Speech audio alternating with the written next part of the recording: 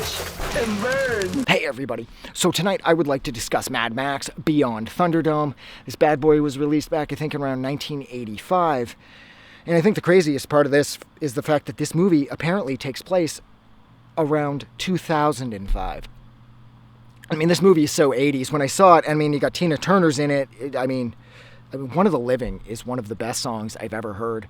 And not to mention the fact that Maurice Jarre's score for this, like his work that he did on the track Bartertown alone, like that is totally worth the price of admission. The score for this movie is so perfect. And the fact that Tina Turner is in it, and I mean, we don't need another hero, for Christ's sakes. That song was a massive hit for her back in the 80s.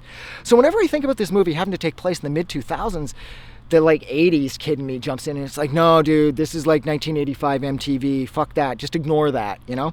And this one is definitely the most sort of emotionally significant entry out of the first three of them. I mean, this movie is so sad. When he comes across like the tribe of kids living out there and they're obsessed with Tomorrowland and the River of Lights, and how they think he's Captain Walker. And I love how the girl that's the head of them, she's supposed to be like 16 years old. And it's like, all these kids seem to do is have sex and like live in their little fantasy world. You got the one kid with the black eyes and he's got the what's left of the Bugs Bunny toy. And I mean, they added so much sadness to this film because they were so bright-eyed, those kids, and they were so hopeful. And they were attempting to use technology, even though, you know, that dude with the record. And it's like, I thought he looked so cool when I was a kid. I wanted to be him so bad just because of, like, I thought his electronics were so cool. But then at the same time, I was obsessed with the kid from Iron Eagle, too, because he had the cassette player on his leg.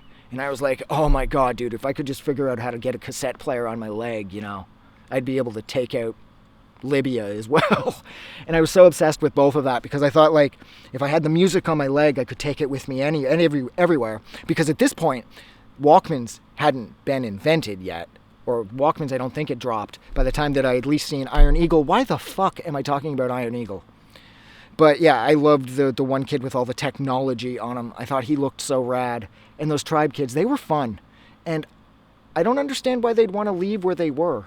I mean, the whole Captain Walker thing, they want to go to Tomorrowland, but they had it made. They were in this sort of like, I don't know, this sort of oceanic utopia where they were living freely and safely, and they seemed to have food, and they had security, and they had a sense of belonging. They had a really large family, and I just never understood why they wanted to venture out to go and find this Tomorrowland. Especially after Max clears up how the Poxyclips happens, and none of that's real. It's all over with. The fucking world's done. And of course, we never really get to find out how the apocalypse happened.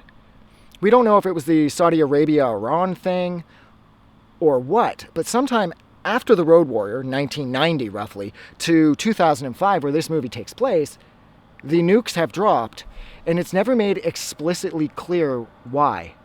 Ah, fuck, here comes another car. So yeah, I will, fuck it, hang on. So, yeah, I mean, I never understood that aspect of it. I don't know why Miller didn't explain why the bombs dropped more. It never really made sense that he wouldn't because, you know, he was so into this being his entire trilogy, and it was sort of like his thing from the jump, that I am a little shocked that we didn't get a bigger explanation regarding how the nuclear war took place. That always sort of rubbed me wrong. Like it wasn't lazy writing or anything. We're not talking Marvel or anything here. It's just, I'm surprised that he didn't get into it more because I've always wondered what exactly happened. Like it would have to be a couple superpowers. I'm assuming the United States and Russia. See? Here it is all these years later, and I still have these questions. But look, I'm going to stop talking about this, so thank you so much for hanging out with me while I discuss Mad Max Beyond Thunderdome. Like always, if you like this review or you like this movie, don't forget to do something nice for somebody. But please, most importantly, don't forget that the world is actually a better place because you are in it. I'm going to go, because by this point, somebody's called the police. Have a good night.